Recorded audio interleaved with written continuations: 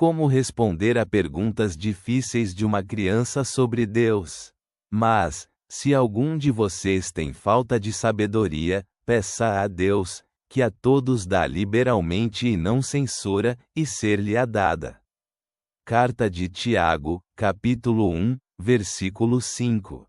Então Jesus disse aos seus discípulos: Deixem que as crianças venham a mim e não as impeçam, pois o reino dos céus pertence a tais como elas.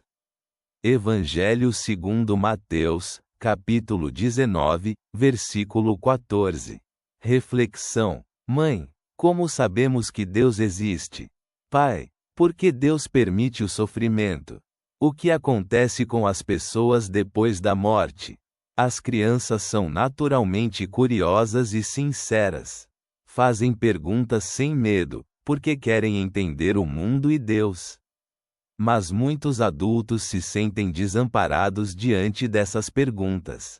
Como responder? O que fazer quando nós mesmos não sabemos todas as respostas? Lembremos, Deus não tem medo das perguntas. Jesus não rejeitava as pessoas em busca da verdade, mas pacientemente as guiava. Se queremos que a criança cresça na fé, devemos dar-lhe espaço para fazer perguntas. Como responder bem às perguntas difíceis da criança?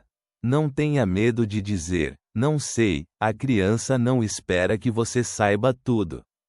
Você pode dizer, essa é uma pergunta difícil. Talvez possamos procurar a resposta juntos? Não fuja da conversa. Se a criança pergunta sobre Deus, é um sinal de que está buscando e quer entender. Não subestime suas perguntas. Use uma linguagem simples. Não use termos teológicos complicados. A criança precisa de respostas adaptadas à sua idade. Faça perguntas de volta. E como você entende isso? O que você pensa a respeito? Isso ajuda a criança a chegar a conclusões importantes por si mesma. O que evitar? Não cale a criança. Não faça esse tipo de pergunta. Pode fazer com que ela pare de buscar Deus. Não diga, é simplesmente assim. Isso não convencerá a criança, apenas mostrará que suas perguntas são desconfortáveis. Não a assuste. A fé deve ser um espaço de amor, e não de medo de respostas erradas. O que fazer se a pergunta da criança desafiar toda a fé? Não entre em pânico. Crise de fé é uma fase de amadurecimento, até mesmo para as crianças. Incentive a busca. Vamos tentar ler sobre isso na Bíblia juntos. Seja paciente. Deus guia cada um ao seu tempo, nosso papel é acompanhar, não controlar. Será que estou dando ao meu filho espaço para fazer perguntas? Permito que busque Deus em seu próprio caminho, ou exijo respostas prontas?